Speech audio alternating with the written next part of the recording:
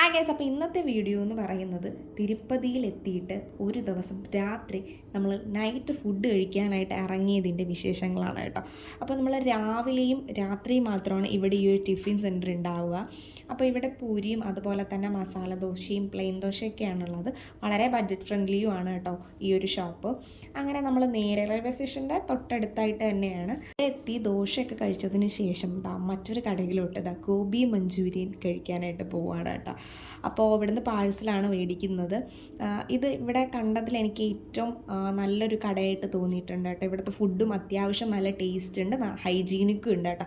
അങ്ങനെ ഇവിടെ നിന്ന് ചോറാണ് മേടിച്ചത്. അപ്പോൾ ചോറും ഒത്തിരി കറികളൊക്കെ ഉണ്ടായിരുന്നു കേട്ടോ. അപ്പോൾ ഞങ്ങൾ പാഴ്സലാണ് മേടിച്ചിട്ടുണ്ടായിരുന്നത്. കാരണം ഇപ്പോൾ ദോശ കഴിച്ചതുകൊണ്ട് തന്നെ കുറച്ച് കഴിഞ്ഞിട്ട് കഴിക്കാമെന്നുള്ളൊരു പ്ലാനിൽ അങ്ങനെ ഞങ്ങളിത് ആ റൂമിലൊക്കെ എത്തിയിട്ട് ഫസ്റ്റ് ഗോബി മഞ്ചൂരിയൻ ടേസ്റ്റ് ചെയ്യാൻ പോവുകയാണ് കേട്ടോ. ഈ ഒരു ബോക്സിൽ കിട്ടുന്ന ഇതിന് 120 റുപ്പീസാണ് കേട്ടോ. അടിപൊളി ടേസ്റ്റ് ആയിരുന്നു കേട്ടോ, സൂപ്പറായിരുന്നു, പറയാതിരിക്കാൻ വയ്യ.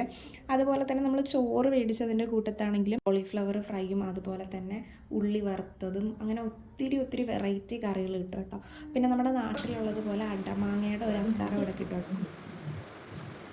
വയറും മനസ്സും നിറഞ്ഞു അല്ലേ? ട്രെയിനിലൊക്കെ ബിരിയാണി കഴിച്ചപ്പം വയറും മനസ്സും നിറഞ്ഞു. അവിടുത്തെ അച്ചാറ് കടയിൽ മേടിക്കുമ്പോഴത്തെ അച്ചാറ് മറ്റേ പുളി അച്ചാറ്, പുളിയാണോ നാരങ്ങയാണോ എന്ന് പറഞ്ഞുകൂടാ. നാരങ്ങയല്ല, അടമാങ്ങയെന്നാണ് തോന്നുന്നത്. പക്ഷെ അതൊരു ഗംഭീര അച്ചാർ തന്നെയായിരുന്നു കേട്ടോ, പറയാതിരിക്കാൻ വയ്യ. അപ്പോൾ ഗോവിന്ദരാജ ടെമ്പിളിൻ്റെ ഓപ്പോസിറ്റുള്ള ഹോട്ടൽ മഹദിയിൽ നിന്നും ഒരാൾക്ക് ഊണ് മേടിച്ച് കഴിഞ്ഞാൽ 2 പേർക്ക് നന്നായി ഫുഡ് കഴിക്കാം കേട്ടോ. അപ്പോൾ ഇന്നത്തെ വിശേഷം ഇത്രയൊക്കെ തന്നെയാണ്. അപ്പോൾ അടുത്തൊരു വീഡിയോ കാണും വരെ ഗുഡ് നൈറ്റ്, ബൈ.